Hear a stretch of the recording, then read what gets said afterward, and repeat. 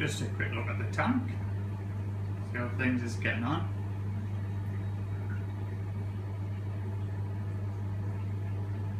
See all the fish, all the corals are doing absolutely great.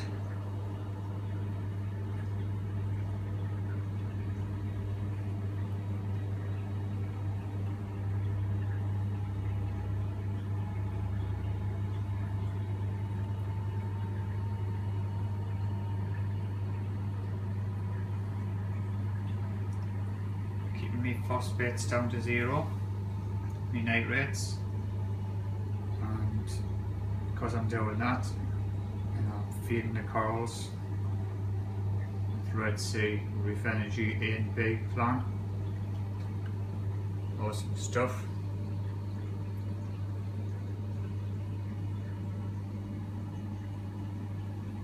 All the gravel, as you can see, is all perfectly clean.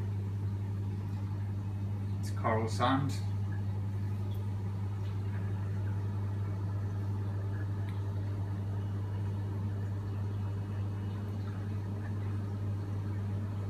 Clownfish, having a bit of fun on the zoas there. Likes to rub against them. No ill effects to the zoas, growing wild there.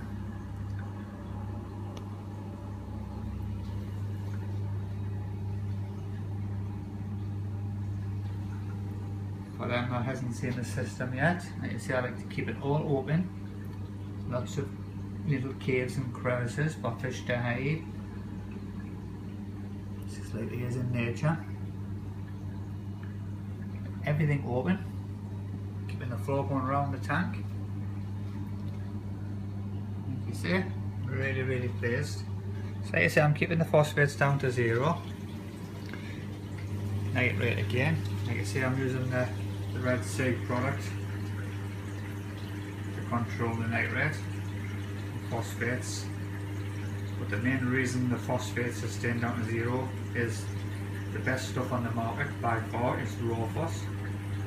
Like you see, you can't go cheap and buy the crap, and it doesn't work. Tried it myself, learned the hard way, battling cyanobacteria and all kinds. All the rocks all going green and slimy, and like you see, all the coralline algae is coming back through on the rocks. It's going to be another good 6 months to completely drain the phosphates out of the rocks and all. So I'm changing my raw phos religiously every 3rd week, regardless if it's exhausted or not. I'm taking no chances, not cutting corners, trying to avoid cost. If you're trying to avoid cost, cutting corners, the results aren't going to be good. I've done it in the past, I've learned the hard way. Battled cyanobacteria for a good 12 months.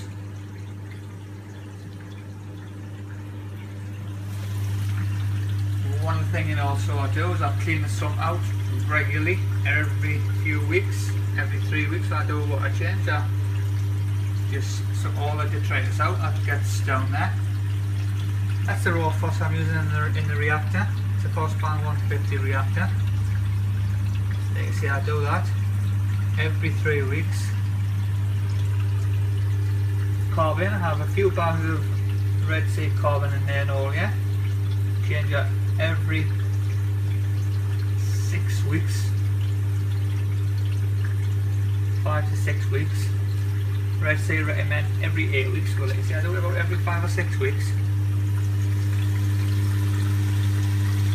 See by the skimmer how much gump's coming out of there. And I just drained it, just in case you ever have an overspill. And then I take it off once a week, give it a good clean, but just have the water jets on there, like all the sea skim 1800 Deluxe. Awesome skimmer. So that's just a quick look at this sump. There's a few people been asking. Like I say, it's good sump system. It's got the automatic overflow from the back of the main display.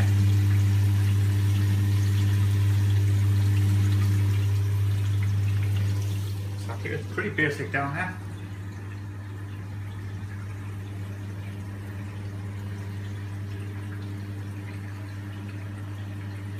So I've got another good 6 months draining phosphates from the rocks. So in a real bad condition about 6 months ago. I was fighting the cyano and all, yeah. Getting hair algae. But the rocks were quite slimy. There was a bit of cyano on the rocks and all, yeah. But as you can see, because I'm using the raw phos and controlling the nutrients in the system now, everything's coming back to health. You can tell by the colours of the corals and all. Good sign is phosphates is very, very low in the water now. Like I say, I do know that we still some in the rocks, so I'm religiously changing it. The raw phos every 3 weeks.